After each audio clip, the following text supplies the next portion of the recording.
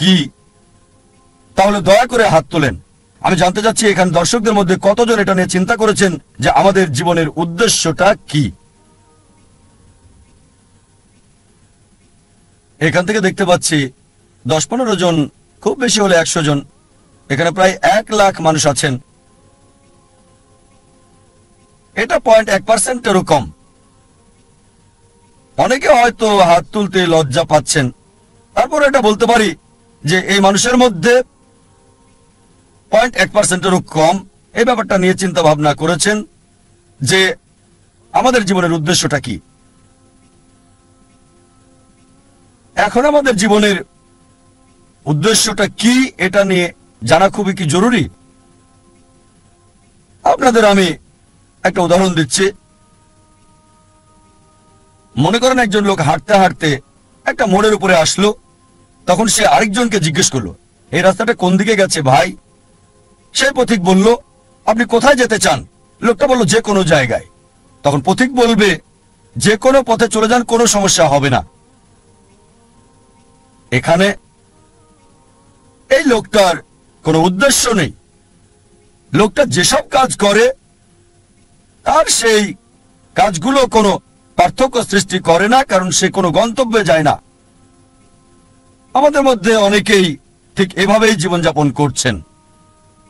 আপনাদের আরেকটা উদাহরণ দিচ্ছি। মনে করেন একজন বিল্ডার একটা বিল্ডিং বানাতে শুরু করলো।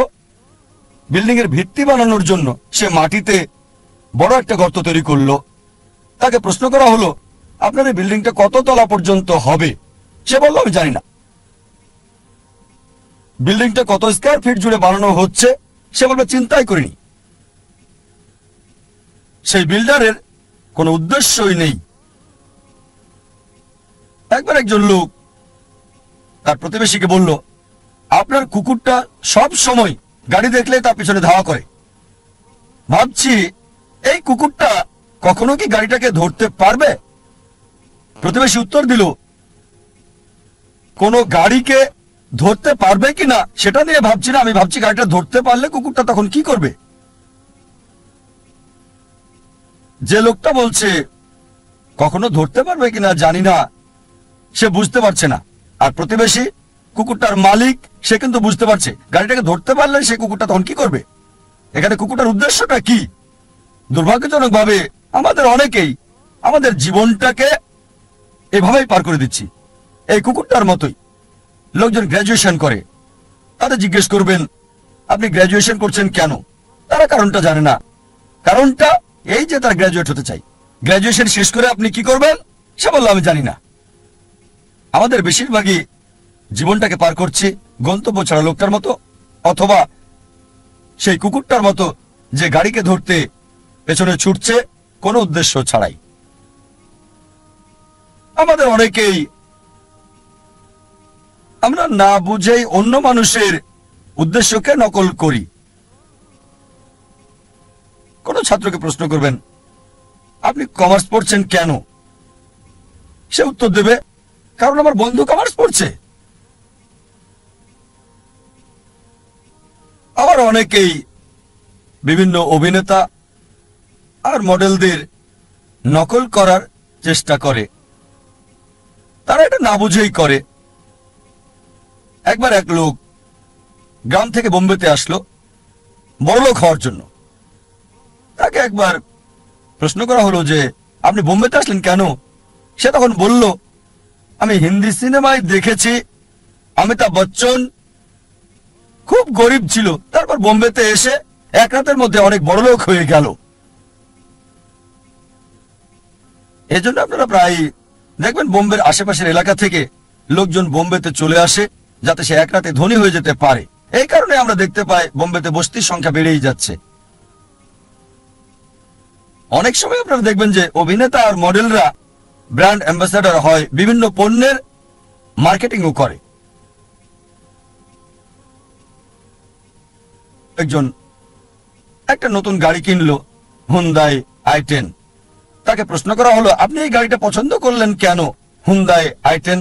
সে বলল, আমার প্রিয় অভিনেতা শাহরুখ খান, তার একটা হুন্দাই i10 আছে।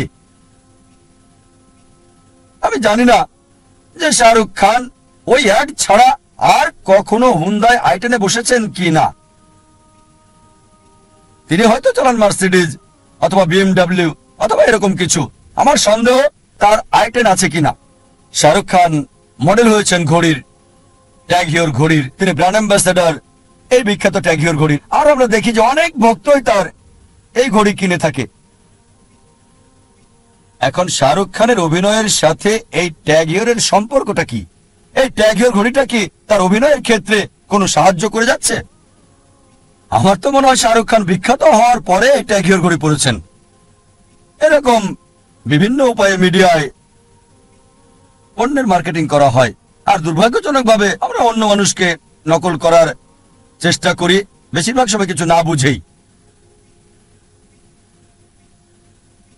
মনে করেন একজন ধনী লোক একটা টেক্সটাইল মিল কিনলো। প্রশ্ন করা হলো, আপনি এই টেক্সটাইল মিল কিনলেন কেন? সেই লোক বলল যে আমি খোঁজ খবর নিয়ে জানতে পেরেছি টেক্সটাইল ব্যবসায় অনেক বেশি লাভ করা যায়। তারপর জিজ্ঞেস করা হলো, আপনার কাছে কি কোনো ভালো রিপোর্ট আছে? সে বলল না। ব্যবসা দেখাশোনার জন্য কি কাউকে ঠিক করেছেন? কাউকে সেই কোম্পানির চিফ এক্সিকিউটিভ অফিসার কি বানিয়েছেন? সে বলল না। এখানে কত পার্সেন্ট লাভ করতে চান আমি জানি না। তারপর কাঁচামাল কোথা থেকে কিনবেন ওটা তো চিন্তা করিনি। আপনি টেক্সটাইল বিক্রি করবেন কোথায়? সে বলল জানি না। আপনার কি মনে হয় এই মিল মালিক টেক্সটাইল ব্যবসায় কোনো লাভ করতে পারবে? আবার ধরেন আরেকজন লোক, তার একটা উদ্দেশ্য, তার উদ্দেশ্য হচ্ছে পৃথিবীর সেরা বিজ্ঞানী হওয়া। সে কি করলো? সে তখন পৃথিবীর প্রথম মানুষ আদম আলাইহিস সালাম থেকে শুরু করে এ পর্যন্ত মানুষের ইতিহাস পড়লো। এভাবে অনেক পড়াশোনা করে জানতে পারলো যে পৃথিবীর ইতিহাসে এ পর্যন্ত সবচেয়ে সেরা বিজ্ঞানী স্যার আইজ্যাক নিউটন। আর এই কথাটা সঠিক। এটা জানার পর সে কি করলো? নিউটনের মতো হওয়ার জন্য সে মাথার চুল লম্বা রাখতে লাগলো, আইজ্যাক নিউটনের মতো কার্লি। তারপর জুতা পরতে লাগলো তার মতো। তারপর সে জামা কাপড়ও পরতে লাগলো। সেই লোক কি নিউটনের মতো বিজ্ঞানী হতে পারবে? তার একটা উদ্দেশ্য আছে, তবে প্ল্যানিংটা হচ্ছে ভুল। প্ল্যানিং অবশ্যই আছে, সে বিজ্ঞানীদের নিয়ে পড়াশোনাও করেছে, কিন্তু প্ল্যানিংটা ছিল ভুল। এবার মূল প্রশ্নে আসি যে আমাদের জীবনের মূল উদ্দেশ্যটা কি? পৃথিবীতে আমাদের এই অস্তিত্বের উদ্দেশ্যটা কি? আপনাদের কি মনে হয় কে এই প্রশ্নের সঠিক উত্তরটা দিতে পারবেন যে পৃথিবীতে আমাদের জীবনের উদ্দেশ্যটা কি? কে? ডাক্তার জাকির নায়েক পারবেন? অবশ্যই এর উত্তর হবে না। তাহলে কি বিজ্ঞানীরা এই প্রশ্নের উত্তর দিতে পারবেন? এবার উত্তর না। তাহলে কি দার্শনিকরা এর উত্তর দিতে পারবেন? তারাও পারবেন না। এই প্রশ্নের সবচেয়ে সেরা উত্তর যে আমাদের জীবনের উদ্দেশ্যটা কি, এর উত্তর দিতে পারবেন আমাদের স্রষ্টা সর্বশক্তিমান আল্লাহ সুবহানাহু ওয়া তাআলা। আমার লেকচারের শুরুতে পবিত্র কোরআনের একটা আয়াত বলেছিলাম, সূরা জারিয়াত অধ্যায় 51 আয়াত 5 ও 6। এখানে আল্লাহ বলেছেন, ওয়ামা খালাকতুল জিন্না ওয়াল ইনসা ইল্লা লিয়াবুদুন। আমি জিন এবং মানুষকে সৃষ্টি করেছি আমার ইবাদতের জন্য। জিন এবং মানুষকে সৃষ্টি করেছি শুধু আমার ইবাদতের জন্য। এখানে আরবি শব্দ হচ্ছে ইবাদা, মূল শব্দ আব থেকে এসেছে, যার অর্থ চাকর, এর মানে দাস। ইবাদা মানে নির্দেশ পালন, মানে গোলামি, এর মানে অনুগত, সমর্পণ করা। সংক্ষেপে ইবাদা মানে গোলামি বা আল্লাহ সুবহানাহু ওয়া তাআলার নির্দেশ মান্য করা। আমাদের স্রষ্টা সর্বশক্তিমান আল্লাহ, যা কিছু আল্লাহ সুবহানাহু ওয়া তাআলা সর্বশক্তিমান আল্লাহ নির্দেশ দিয়েছেন আমরা মানি, এটাই হচ্ছে ইবাদা, এটাই প্রার্থনা। যেমন ধরেন আল্লাহ সুবহানাহু ওয়া তাআলা বলেছেন 5টি পিলার মানতে হবে। যদি তাওহীদে বিশ্বাস করেন যে কোনো উপাস্য নেই আল্লাহ ছাড়া, তাহলে ইবাদত করছেন, আপনি আল্লাহর উপাসনা করছেন। যদি প্রার্থনা করেন, সালাহ আদায় করেন, আপনি ইবাদত করছেন, আল্লাহ সুবহানাহু ওয়া তাআলার উপাসনা করছেন। যদি যাকাত দেন, বাধ্যতামূলক দান, ইবাদত করছেন, আল্লাহ সুবহানাহু ওয়া তাআলার উপাসনা করছেন। যদি রোজা রাখেন, ইবাদত করছেন, আল্লাহ সুবহানাহু ওয়া তাআলার উপাসনা করছেন। আল্লাহ কোরআনে বলেছেন যে প্রতিবেশীর হক আদায় করতে হবে, তাই যদি প্রতিবেশীর হক আদায় করেন, যেহেতু কোরআন বলছে সূরা মাউন অধ্যায় 107 আয়াত 7, তাহলে ইবাদত করছেন, আল্লাহ সুবহানাহু ওয়া তাআলার উপাসনা করছেন। যদি বিরত থাকেন যেগুলো থেকে সর্বশক্তিমান স্রষ্টা আল্লাহ সুবহানাহু ওয়া তাআলা বিরত থাকতে বলেছেন, তাহলে আপনি ইবাদত করছেন। যদি মদপান থেকে বিরত থাকেন, আপনি ইবাদত করছেন। যদি শুকর না খান, তাহলে আপনি ইবাদত করছেন, আল্লাহ সুবহানাহু ওয়া তাআলার উপাসনা করছেন। যদি বিরত থাকেন চুরি করা থেকে, ধোঁকা দেওয়া থেকে, মিথ্যা বলা থেকে, আপনি ইবাদত করছেন, আল্লাহ সুবহানাহু ওয়া তাআলার উপাসনা করছেন। সংক্ষেপে, আল্লাহ সুবহানাহু ওয়া তাআলার নির্দেশ মান্য করলে, নিজের ইচ্ছাকে আল্লাহর কাছে সমর্পণ করলে আপনি ইবাদত করছেন, আপনি আল্লাহ সুবহানাহু ওয়া তাআলার উপাসনা করছেন। আর মানুষের প্রতিটি কাজই ইবাদত বললে গণ্য হবে যদি দুটি শর্ত মানেন। এক নম্বর হচ্ছে কাজটি করা হবে কেবলমাত্র আমাদের স্রষ্টা আল্লাহ সুবহানাহু ওয়া তাআলার সন্তুষ্টির জন্য। দুই নম্বর হচ্ছে কাজটি করা হবে সুন্নাহ অনুসারে, সর্বশেষ এবং চূড়ান্ত নবী মুহাম্মদ সাল্লাল্লাহু আলাইহি সাল্লাম যেভাবে করেছেন।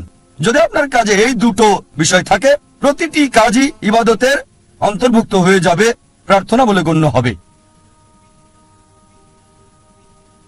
যখন কোনো যন্ত্র কিনেন,